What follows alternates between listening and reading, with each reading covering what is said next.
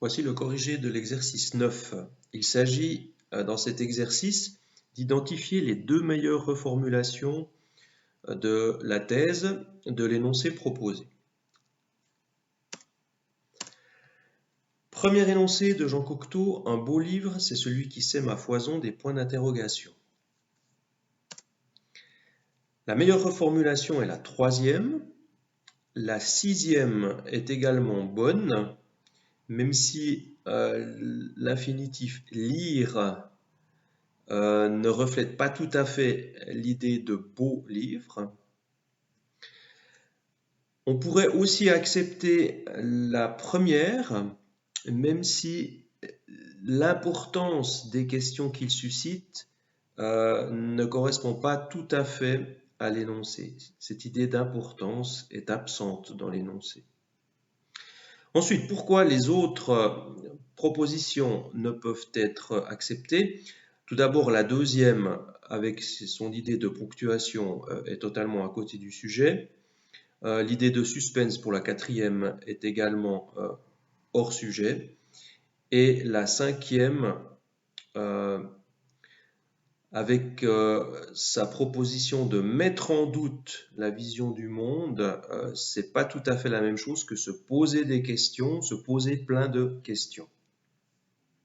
Deuxième énoncé, de toutes les illusions, la plus périlleuse consiste à penser qu'il n'existe qu'une seule réalité.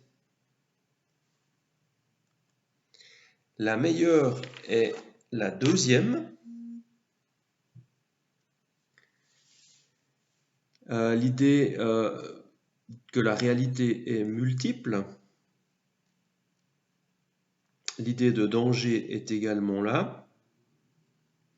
Et la quatrième est assez bonne également, même si il y a l'absence de l'idée de danger. Pourquoi les autres ne peuvent être acceptées? Tout d'abord, la première recombine les termes d'illusion et de danger dans un autre ordre et dans un sens différent.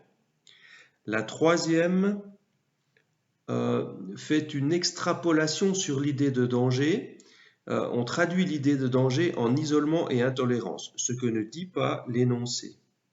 Donc attention de ne pas faire dire à l'auteur ce qu'il n'a pas dit. Dans la cinquième, on ne trouve pas l'idée de danger.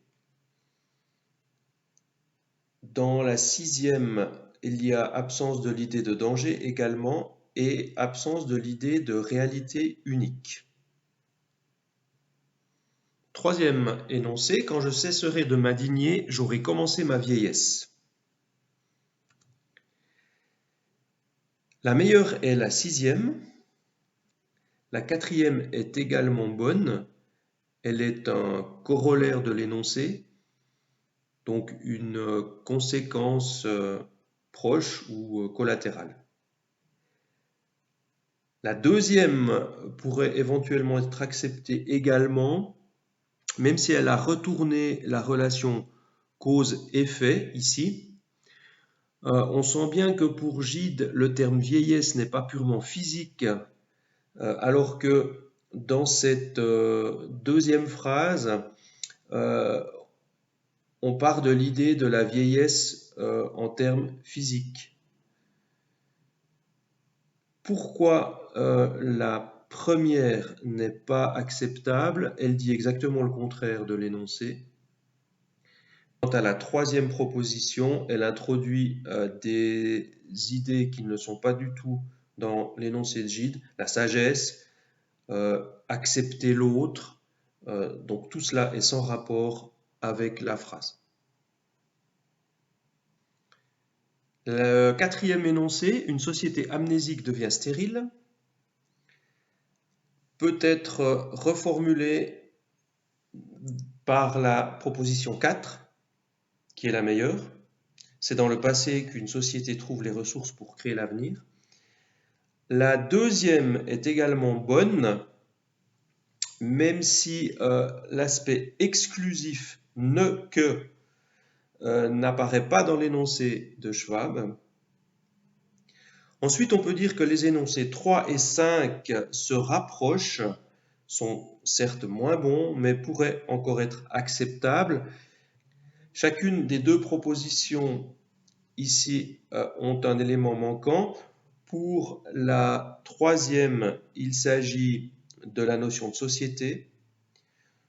Pour la cinquième, il s'agit de la notion de fertilité. Pour la première, il manque et l'idée de fertilité et l'idée de société. Et pour la sixième, il n'y a ni l'idée de société, ni celle de fertilité, ni celle d'histoire. Donc c'est, me semble-t-il, la moins bonne.